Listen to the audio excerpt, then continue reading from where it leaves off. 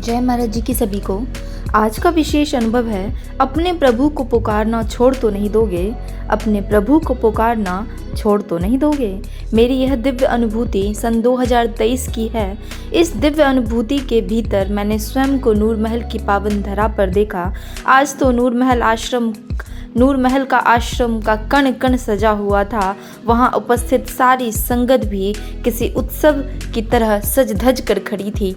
सभी बहुत प्रसन्न थे और अपने अपने भावों से महाराज जी को पुकार रहे थे। कुछ लोग ओम श्री आशुतोषाय नमः का जाप कर रहे थे तो कुछ माताएं भजन संकीर्तन कर रही थी। एक गुरु बहन अपने गले में नगाड़ा पहनकर उसे जोर जोर से बजा रही थी, कीर्तन कर रही थी। जैसे एक भक्त अपने भगवान का आवाहन करता है, ठीक उसी तरह सारी संगत अपने दोनों हाथों को ऊपर कर महाराज श्री को पुकार रही थी।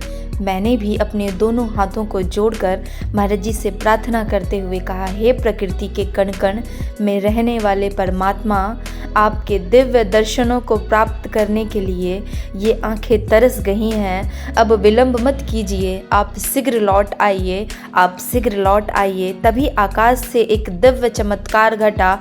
मैंने आकाश की ओर इशारा करते हुए सारी संगत से कहा, देखिए महा चमत्कार होने वाला है। मेरी बात सुनकर सभी लोग आकाश की ओर देखने लगे।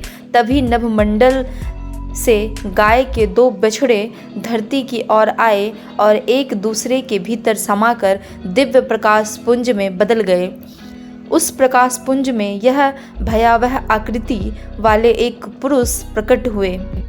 उन्होंने बड़ी बुलंद और डरावनी आवाज़ में हमसे पूछा, महाराज श्री को बुलाने की चेष्टा किसने की? अभी महाराज श्री बहुत ही व्यस्त हैं, आप उन्हें क्यों पुकार रहे हैं? जिसने भी यह कार्य किया है मैं उसे छोड़ूंगा नहीं, उसे इसके लिए दंड जरूर मिलेगा। सारी संगत उनकी इस बात को सुनते ही घबरा गई। लेकिन मेरे मन में तो यह बात चल रही थी कि मैंने तो अपने महाराज श्री को याद किया है। यदि इसके लिए मुझे सज़ा मिलेगी तो मुझे शहर से स्वीकार होगा, पर मैं अपने महाराज श्री को पुकारना कभी नहीं छोड़ूंगी।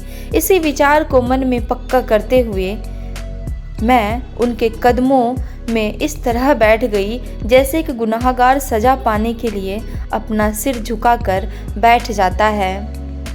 मैंने उनसे कहा, मैंने ही अपने महाराज जी को पुकारा था। अब इस कार्य के लिए चाहे आप मुझे दंडित करें या पुरस्कार दें, मुझे कोई फ़र्क नहीं पड़ता। लेकिन एक बात निश्चित है कि मैं अपने गुरु महाराज जी को कभी नहीं भूलूंगी। मैं अपना सिर झुकाए आंखें बंद कर अब महाराज श्री का ध्यान करते हुए उन्हें मन ही मन पुकारने लगी। कुछ देर बाद मैंने जैसे ही आंखें खोली तो मुझे वहां महाराज श्री के दिव्य चरण दिखाई दे रहे थे। उन श्री चरणों पर सफ़ेद चंदन की दो धारियां खिंची हुई थी। मैंने सिर उठाकर जब ऊपर की ओर देखा तो उन देव पुरुष के चेहरे पर एक स्मित मुस्कान थी। मैंने कुछ कहने से पहले ही वे वहाँ से अंतर्ध्यान हो गए। मैं समझ गई कि यह सारी घटना हम सब साधकों की परीक्षा के लिए रची गई थी। कहीं हम साधक भय के कारण अपने प्रभु को पुकारना छोड़ तो नहीं देंगे, कहीं हम सब साधक भय के कारण अपने प्रभु को पुकारना छोड़ तो नहीं देंगे। जय महाराज जी की सभी को।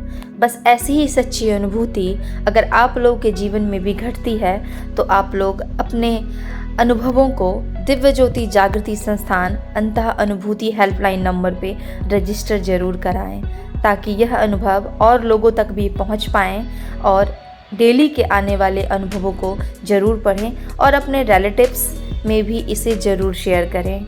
जय महाराज जी की। दिव्य ज्योति जागृति संस्थान द्वारा श्रीमद् भागवत कथा ज्ञान यज्ञ का आयोजन हो रहा है।